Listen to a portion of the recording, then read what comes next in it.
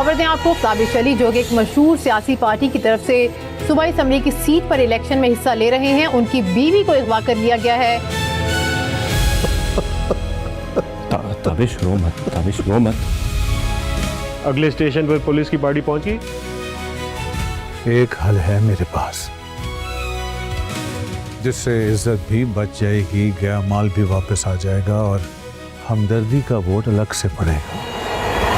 मुझे डर लग रहा है बहराम। आपकी इज्जत एपिसोड 10 का टीजर देखकर लगता है कि कहानी अब एक बहुत बड़े मोड़ पर पहुंचने वाली है।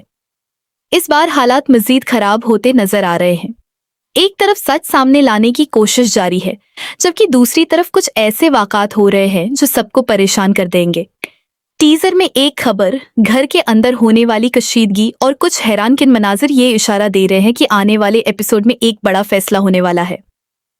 सबसे बड़ा सवाल ये है कि आखिर हकीकत किसके सामने आएगी और उसके बाद रिश्तों पर क्या असर पड़ेगा। एपिसोड 10 में ये राज खुलता है या कहानी मजीद उलझ जाती है? ये देखने के लिए एपिसोड 10 जरूर देखें।